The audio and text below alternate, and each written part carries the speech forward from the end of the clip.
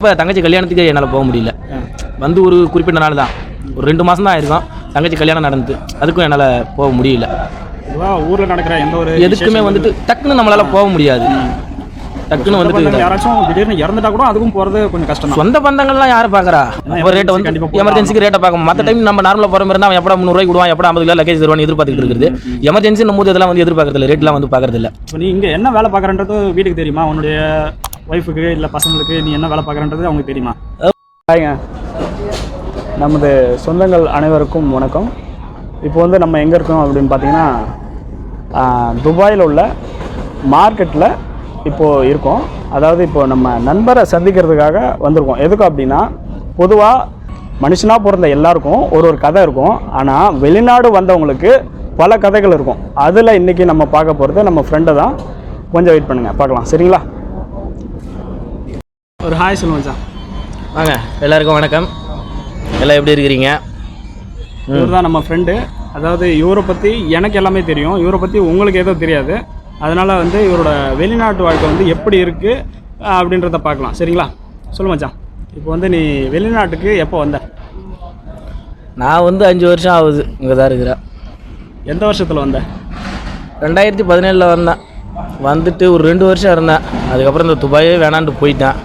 திருப்பி விதி என்னை விடலை, இங்கே கூப்பிட்டு வந்தேன். வெளிநாடு ஏன் வரணுன்ட்டு யோசிச்சு? வீட்டில் இருக்க சூழ்நிலை தான், எல்லாத்துக்குமே பொதுவாக எல்லாம் தான் சொல்லுவாங்க. வீட்டு சூழ்நிலை தான். நம்ம உள்ளூரில் இருந்து கஷ்டப்பட்டோம்னா என்ன தான் இருந்தாலும் தானைக்கு தீனி அப்படின்ற மாதிரி சரியாக தான் போயிட்டு இருக்குது. என்ன தான் நம்ம சம்பாதிச்சாலும் வருமானம் வருதா? இப்போ கல்யாணம் போகிறோம், காது குத்து போகிறோம், காட்சிக்கு போகிறோம், இதெல்லாம் நம்ம பண்ணும்போது அங்கிருந்த சூழ்நிலைக்கு செட் ஆகலை. வெளிநாடும் போது வரோம், ஆனால் அந்த செலவெல்லாம் ஊரில் நடந்துக்கிட்டு தான் இருக்குது. நம்ம கொஞ்சம் இருக்கிற நம்ம செலவுகள்லாம் அவாய்ட் பண்ணிட்டு கொஞ்சம் ஒழுங்காக இருக்கிறோமா இல்லையா? அதெல்லாம் ஏதோ கொஞ்சம் 10 ரூபாய் எடுத்து வைக்க முடியும், அவ்வளோதான்.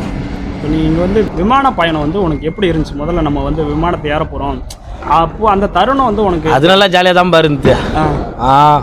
நல்லா ஜாலியாக தான் இருந்துச்சு. கிளம்புக்குள்ளேயே நல்லா ஜாலியாக தான் இருந்துச்சு. நம்ம வந்து ஃப்ளைட்டில் போக போகிறோம், துபாயை சுற்றி பார்க்க போகிறோம், எல்லா பிபி கம் டு துபாய்ன்ற மாரி நானும் தான் வந்தேன்.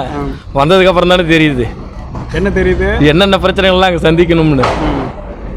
நீ முதல்ல இங்கே துபாய் வந்து முதல்ல சம்பாதிச்ச சம்பளம் அப்படின்னா எவ்வளோ சம்பாதிச்ச? எனக்கு ஃபஸ்ட்டு வந்துட்டு பேசிக் 1200 ரூபா துபாய் திராம்ஸ். எவ்வளோ? 1200. 1200 அப்படின்னா நம்ம ஊர் காசுக்கு எவ்வளோ வரும்? நம்ம ஊர் காசுக்கு 27,000 வரும். 27,000. ஆமாம், ரேட்டிங்கை பொறுத்து. இன்றைக்கி 1 ரூபா அதிகமாக இருக்கலாம், 1 ரூபா கம்மியாகலாம். அதை பொறுத்து ரூமு கொடுத்துருவாங்க, சாப்பாடு நம்மளுக்கு தான். ஏன்னா அதுக்கப்புறம் வந்துட்டு ஓவர் டைமு எல்லாம் பார்த்தோம்னா ஏதோ ஒரு 1500 ரூபா. ஊர் காசுக்கு 30,000 இல்லை ஒரு 35,000 நம்ம அனுப்பலாம், மாதம் அனுப்பலாம் வீட்டுக்கு. இப்போ இருக்கிற வேலை பார்த்தோன்னா சம்பளம் ஃபிக்ஸடு வந்து கிடையாது. ஏன்னா அது வந்து காய்கறி மார்க்கெட்டு. இங்கே வந்துட்டு சம்பளம் ஃபிக்ஸட்லாம் ஒன்றும் கிடையாது. ஒரு வண்டி வரும், அதை மாலை ஃபுல்லாக வெளியே இறக்கி தரணும், திருப்பி உள்ளே ஏற்றணும். அந்த வண்டி காலி ஆனிச்சுன்னா சில பேர் வந்து 250 ரூபா தருவாங்க, சில பேர் 300 ரூபா தருவாங்க. இது நம்ம வந்து ஒரே ஆளாக வந்து செய்ய முடியாது. எப்படி ஒரு வண்டி வந்து காலி பண்ணி கொடுத்தா அவ்வளோ சம்பளம்? அவ்வளோதான். ஒரு வண்டி காலி பண்ணால் வண்டிக்கு 250 300 தருவாங்க. இப்போ வாங்க எத்தனை பேர் வேலை பார்க்குறாங்க? நாங்கள் வந்து 10 பேர் இருக்கிறோம் கும்பலாக. 10 பேர் 10 பேர் 10 பேருக்கு வந்து பிரிக்கணும், அவ்வளோதான். 10 பேர் இருக்கணும். அப்படின்னா ஒரே வண்டியில் நிற்க மாட்டோம். ஒரு வண்டிக்கு 2 பேர் 3 பேர் அந்த மாதிரி ஒரு 2-3 வண்டி கிடைக்கும். ஒரு நாளைக்கு ஒரு 70 ரூபா 80 ரூபா 80 கிராம்ஸ் அந்த மாரி ஒரு நாளைக்கு கிடைக்கும். சரி, இப்போ வந்து நீ வந்து துபாய் வந்து விருப்பப்பட்டு வரல இல்லையா? விருப்பப்பட்டு யாரு வெளிநாட்டுக்கு வருவாங்க? விருப்பம் இல்லாத வந்து நீ வந்து வெளிநாடு வரல, நான் வந்து ஊர்லேயே இருந்திருப்பேன், ஊர்லேயே நல்லா சம்பாரிச்சிருப்பேன் அப்படின்ட்டு நீ என்னைக்காவது யோசிச்சிருக்கியா? இருக்கல, நிறைய நாள் யோசிக்கலாமே. நிறைய நாள் ஏன் ஊரில் ஏற்கனவே இடையில வந்துட்டு ஒரு 3 வருஷம் ஊரில் தானே இருந்தேன். சம்பாரிச்சேன்னா இல்லைன்னு சொல்லல, அப்பயும் ஃபேமிலியை பார்த்துக்கிட்டோம் தான். என்ன நம்மளால ஒன்றும் எடுத்து வைக்க முடியல, அதாவது எப்படின்னா மிச்சம் பண்ண முடியல. அதாவது வர்றதை சாப்பிட்றோம், குடும்பத்தோடு இருக்கிறோம் வர சம்பளத்தில் அப்படின்னு சொல்லியே ஓடிட்டு இருந்துட்டோம். நம்மளால் ஒன்றும் எக்ஸ்ட்ரா எதுவும் எடுத்து வைக்க முடியல. ஒரு சேவிங்ஸு எல்லாம் நகை வாங்குறோம், கோல்டு வாங்கணும், அது வாங்கணுன்றாங்க. நம்ம ஒரு கடைக்கு போனோம்னா மேலங்களையும் பார்க்குறதா இருக்கும், இது இவ்வளோ ரேட்டா அப்படின்ற மாரி. அதுதான், அதுக்காக தான் இந்த வாழ்க்கையில் வந்து மாட்டிக்கிட்டெல்லாம் இருக்குது. இப்போ நீங்கள் வந்து இங்கே சமைச்சு தான் சாப்பிடணும் இல்லையா? ஆமாம் ஆமாம். 3 வேளை என்னைக்காவது திருப்தியாக சாப்பிட்ருக்கியா? கிடையவே கிடையாது, கிடையாது. 3 வேளை சாப்பாடே இல்லைங்கிறேன், அப்புறம் எங்கேருந்து 3 வேளை திருப்தியாக சாப்பிட்றேன்? அப்புறம் நல்லா சம்பாதிக்கிறேன், அப்புறம் நல்லா கிடையாதுப்பா. இப்போ எப்படி ஒன்று வந்து பார்த்தா காலையில் 3 மணிக்கு வரணும் வேலைக்கு, சிம்பிளாக விடிய காலையில் 3 மணிக்கு வரணும். 3 மணிக்கு வந்தோன்னா 8 மணிக்கு எனக்கு இங்கே வேலை முடியும். திருப்பி வேலை இருந்தோம்னா ஸ்டோருக்கு கூப்பிடுவாங்க. 8 மணி மேக்ஸிமம் 10 மணிக்கு இங்கேருந்து கிளம்புவோம் வேலையை முடிச்சுட்டு. அது வந்து நார்மல் டைம் எல்லாருக்குமே. காலையில் எல்லாமே நானும் இல்லை எல்லாருமே 3 மணிக்கு வருவாங்க. இங்கேருந்து கிளம்புறது 10 மணி ஆயிரும். ரூமுக்கு போகணும். அங்கே போயிட்டு ட்ரெஸ்ஸை மாற்றிட்டு சாப்பாடை வச்சு குழம்ப ஆக்கி அவங்ககிட்ட அடுப்பை பிடிக்கணும். அது அதுக்கு மேலே இங்கே வந்து தனி கிச்சன்லாம் வந்து கிடையாது. கும்பலாக ஒரு 10 அடுப்பு இருப்போம். 10 அடுப்பில் நம்ம அடுப்பு ஃப்ரீயாக இருந்ததுன்னா போய் சமைக்கலாம். என்ன எதோ அந்த அவசரத்துக்கு வச்சு 12 மணிக்கு சாப்பிடுவோம். திருப்பி நைட்டு மதியம் ஒரு 3 மணிக்கு ரூம்லேருந்து கிளம்புவோம். ஒரு 2-2.5 மணி நேரம் ரெஸ்ட் கிடைக்கும் மதியம். திருப்பி 3 மணிக்கு கிளம்புனோம்னா நைட் டைமிங்லாம் சொல்லவே முடியாது. வாரத்தில் லீவ் கிடைக்குமா? லீவு ஞாயிற்றுக்கிழமை லீவு கொடுக்குறாங்கல்ல. ஞாயிற்றுக்கிழமை வந்து இங்கே கவர்மெண்ட் லீவு இப்போ முன்ன வெள்ளிக்கிழமை கொடுத்துருந்தாங்க. இப்போ மாற்றிருக்காங்க ஞாயிற்றுக்கிழமை லீவுன்னு. ஆனால் சிலப்போ நமக்கு வந்து ஸ்டோர் வேலை இருக்கும். கூப்பிட்டாங்க அப்படின்னா போவோம். போய் தான் ஆகணும். லீவுன்றதே எதிர்பார்க்குறதில்ல மேக்ஸிமம். போய் தான் வந்து நீ வந்து உனக்குன்னு ஏதாவது சும்மா ஒரு துணிமணியாவது எடுத்திருக்கியா?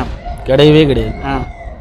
என்னப்பா வீட்டுக்கு சம்பாதிச்சு கொடுக்குற போகிற வர எல்லாமே செய்கிற, ஏன் உனக்குன்னு ஏன் ஒரு துணி நல்ல துணி எடுத்துக்கலாம், நல்லா நீட்டாக போகலாம், நீட்டாக வரலாம்ல? ஏங்க நான் ஆஃபீஸுக்கு போகிறேன், நான் நல்ல துணி போட்டு நான் நீட்டாக போய் நீட்டாக வர்றதுக்கு நீட்டாக போகணுமா? அப்படின்னு கிடையாது. நான் செய்கிற வேலைக்கு இப்படி இருந்தால் தான் நடக்கும். சரி, அதுக்குன்னு துணி வாங்க வேணான்ட்டு ஒன்று அதை திருப்பி துவைக்கணும்ல. அதை துவைக்கிறதாரு நான் தானே. நான் தான் துவைச்சாகணும். துவைக்கிறதுக்காக கஷ்டப்பட்டு துவைக்கிறதுக்கானு கிடையாது. இப்போ சிம்பிளாக இந்த ட்ரெஸ்ஸை போட்டிருக்கேன். நேற்று தான் போட்டிருந்தேன், இன்னைக்கு இதை தான் போட்டிருக்கேன். என்ன நாளைக்கு சிறப்போ வேறு ஸ்மெல் அதிகமாக இருக்குதா கழட்டி போடுவேன். இல்லையா நாளைக்கும் வேலை ஏதாவது கொஞ்சம் டைட்டாக இருக்குமா இதைத்தான் போட்டு வருவேன். திருப்பியும் வேறு இதில் தான் வரும். டெய்லியும் துவைச்சி போகிறதுலாம் டைம் கிடைக்காது. கிடைக்கிற 2 மணி நேரத்தில் நான் எப்படியும் மதியம் காலைல 10 மணிக்கு போனால் சாப்பாடு ஆக்கணும். அதுலேயே 1 மணி நேரம் போயிடும். என்ன நம்ம ஒரு ஆளுக்கு மட்டும் எனக்கு மட்டும் ஆக்கி சாப்பிட்றது இல்லை. எனக்கு மட்டும் ஆக்கிறதா இருந்தாலும் பிரச்சனை இல்லை. ரூமில் இருக்கிற நான் 2-3 பேர் சேர்ந்து தான் சாப்பாடு ஆக்குவேன் எப்போ. ஸோ எல்லாத்துக்கும் சேர்த்து ஆக்கும் போது டைம் எப்படி அதில் ஒரு 1 மணி நேரம் எடுத்துக்கும். அந்த 1 மணி நேரம் எடுக்கும்போது கிடைக்கிற கேப்பில் நான் ஃபோன் பேசணும். கிடைக்கிற கேப்பில் நான் வீட்டுக்கு ஃபோன் பேசணும். இன்னும் ஊரில் என்ன செய்தி இருக்குது, என்ன நடக்குது அப்படிங்கிறது தெரிஞ்சதுக்காக 4 நண்பர்களுக்கும் ஃபோன் பேசணும். அப்படின்னும் போது இதை துவைக்கிறது வந்து டெய்லிலாம் துவைச்சிட்டு இருக்க முடியாது. ஏதோ வாரத்துக்கு 1 நாள் 2 நாள் அவ்வளோதான்.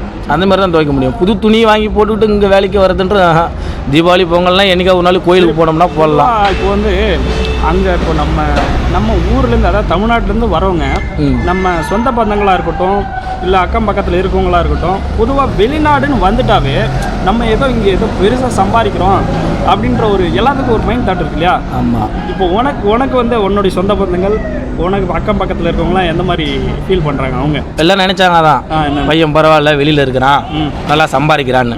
திருப்பி அதே வீட்டுக்காரங்க வந்து சொன்னாங்க, தம்பி நம்ம பையன் தான் இருக்கிறான், நீயும் கொஞ்சம் வேலைக்கு கூட்டு போப்பான்னு. சரின்னு சொல்லி அவனுக்கு விசாரித்து கூட்டு வந்து வச்சதுக்கப்புறம் தான் தெரிஞ்சது அவங்களுக்கு.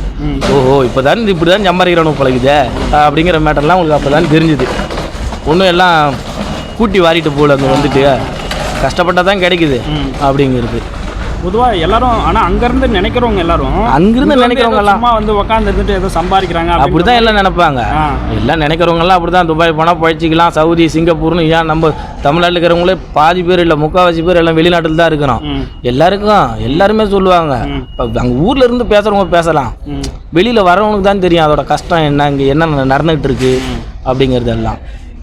இப்போ நீ வந்து இங்கே வந்து 5 வருஷம் ஆயிடுச்சு இல்லையா? ஆமாம். இப்போ இந்த 5 வருஷத்தில் உங்கள் குடும்பத்துக்கு இல்லை உனக்குன்னு ஏதாச்சும் சேவிங்ஸு இல்லை நான் வந்து இதெல்லாம் செஞ்சேன்பா இங்கே வந்த பிறகு தான் என்னால் செய்ய முடிஞ்சது அப்படின்ட்டு ஏதாவது இருக்கா? சேவிங்ஸ்னு இருந்தது இல்லை. இப்போ கொஞ்சம் சேவிங்ஸ் ஒரு 2 வருஷமாக கொஞ்சம் பரவாயில்ல மாதிரி இருக்குது. ஏன்னா ஃபஸ்ட்டு அந்த 3 வருஷமும் வீட்டு கடன் இருந்துச்சு, அதை அடைச்சிது. அடுத்து ஒரு கடனாக பார்த்தோம். இப்போ இந்த 2 வருஷத்தில் ஊருக்கு போயிட்டு வந்தேன். ஏன்னா இப்போ எங்களுக்கு வந்து பார்த்தோன்னா கம்பெனி விசாலாம் கிடையாது, சொந்த விசா தான். சொந்த விசான்னும் போது நான் 1.5 லட்சம் கொடுக்கணும் விசாவுக்கு 2 வருஷத்துக்கு ஒரு டைமு. அது எனக்கு ஒரு கடன் தான், அதை நான் திருப்பி அடைக்கணும். இப்போ ஊருக்கு போயிட்டு வந்தேன், சின்னதாக ஒரு வீடு ஒன்று வாங்கினேன், அதுவும் லோனில் தான் வாங்கினேன். அந்த லோன் அடைக்கிறதுக்கு இன்னும் 2 வருஷம் போகணும். திருப்பி அடுத்து நான் விசா அடிக்கணும், அதுக்கு ஒரு 1.5 லட்சம் தேவை. இப்படியே ஒரு ரொட்டேஷனில் தான் ஓட்டிகிட்டு இருக்கலாம். மொத்தமாக சேவிங்ஸ் அப்படின்னும் போது நம்ம மொத்தமாக திருப்தியாக இன்னும் ஆகலை. இன்னும் ஒரு 2 எப்படி குறைஞ்சி பார்த்தாலும் ஒரு 5 வருஷமாக துபாயில் இருக்கணும். உனக்கு என்னைக்காச்சும் இந்த மாதிரி நம்ம வெளிநாடு வந்துட்டோம், நம்ம வெளிநாட்டிலே நம்ம வாழ்க்கை போயிடும் போல அப்படின்ற மாதிரி? கண்டிப்பாக நிறைய நாள் யோசிச்சிருக்கிறேன். நம்ம வாழ்க்கை இப்படியே போயிருமா இதுலேயே போயிருமா நிறைய நாள் யோசிச்சிருக்கிறேன். காலையில் ஏந்திரிக்கணும், வேலைக்கு வரணும், சாயங்காலம் ரூமுக்கு போகணும், அதே ரூமு அதே மூஞ்சி, வேறு எங்கேயும் போகிறதில்ல. பணம் அனுப்பிட்டே இருக்கிறோம், மாதத்துக்கு ஒரு வாட்டி. அனுப்புறதும் வந்து மொத்தமாலாம் அனுப்ப முடியாது. பக்கத்தில் ஏதாவது 1 மாரி ஆள்கிட்ட ஒரு 200 ரூபா கூட அடுத்த மாதம் தரேன் இந்த மாதம் வீட்டில் ஒரு அர்ஜென்ட்டு நகைக்கு வட்டி கட்டணும், வட்டிக்காரனுக்கு வட்டி கொடுக்கணும் அப்படின்ற எல்லாம் ஒரு இங்கே வாங்கி தான் அப்படியே தான் ஓட்டிகிட்டு இருக்கிறதா இருக்கும். நிறைய நாள் யோசிச்சிருக்கு இப்படியே வாழ்க்கை போயிருமான்னு. இன்னும் இப்போ இந்த மாதம் பார்த்தோன்னா சுத்தமாக வேலையே இருக்காது. எப்போவுமே ஜனவரி, பிப்ரவரி, மார்ச் இங்கே வந்து நல்லா கூலிங் இருக்கும். நம்ம ஊரை விட இங்கே வந்து கூலிங் அதிகமாக இருக்கும். இந்த மாதம் சுத்தமாக வேலை இருக்காது. அதனால தான் எனக்கும் நடிக்கிட்டு இருக்கு. சரி, அவங்க வந்து பார்க்குறவங்க என்ன நினைக்கிறேன் தெரியல.